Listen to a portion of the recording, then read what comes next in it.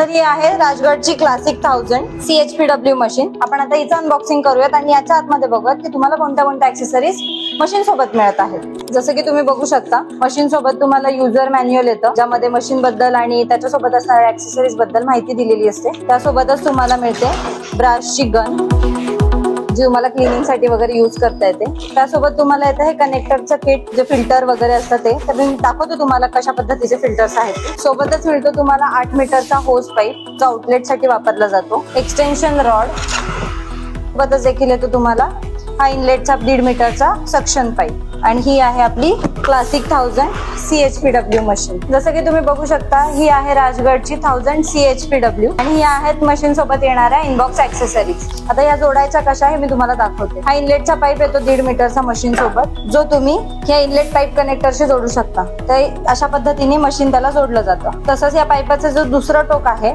ते तुम्ही एकतर डिरेक्टली नळाला वगैरे जोडू शकता, जेणेकरून तुम्हाला जर टॅप कनेक्शन हवं असेल तर तेही तुम्हाला सोपं जाईल. किंवा जर नसेल, तुम्हाला बकेटमध्ये पाणी घेऊन कुठली ऍक्टिव्हिटी करायची असेल, क्लीन करायचं असेल, तर तुम्ही हे बकेट फिल्टर याला जोडू शकता. त्याच्यासाठी फिक्स करण्यासाठी तुम्हाला ही क्लिप पण दिली जाते, जी अशा पद्धतीने जोडली जाते. सोबतच तुम्हाला इनलेट साठी एक व्हाईट फिल्टर येतं अशा प्रकारचं. हे एक्स्ट्राचं एक इनलेट फिल्टर असतं त्याच्यासाठी, कारण त्याचं की तुम्ही जर हे टॅप कनेक्शन डिरेक्टली दिलं तर पाणी फिल्टरेशनचं काम तुमचं होऊन जातं ह्या फिल्टर थ्रू. तर हे जोडायचं कसं ते देखील दाखवत.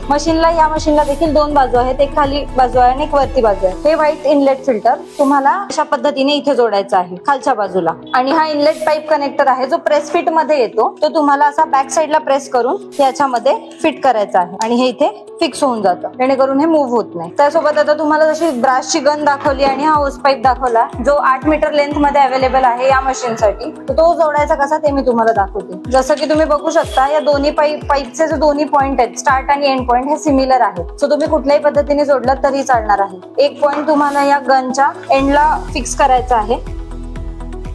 तसंच या होस पाईपचा जो दुसरा पॉइंट आहे तो तुम्हाला मशीनच्या वरच्या साईडला असणाऱ्या थ्रेडच्या बाजूला फिक्स करायचा आहे. सो अशा पद्धतीने मशीन हे जोडलं जातं.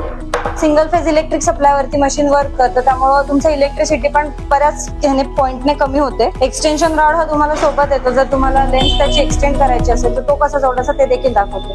जसं की तुम्ही पाहू शकता या गनचं पुढचं जे नोझल आहे ते तुम्ही रिमूव्ह करू शकता अशा पद्धतीने रोटेट केल्यानंतर. आणि या थ्रेडला तुम्हाला हा एक्सटेन्शन रॉड फिट करायचा आहे, जो अशा पद्धतीने इथे तो बसतो. आणि हे नोझल पुन्हा तुम्ही पुढे अटॅच करू शकता. सो अशा पद्धतीने तुमची क्लासिक 1000 C मॉडेल असेंबल करून झालेली आहे. आता हिचा वापर कसा करायचा ते मी तुम्हाला दाखवते.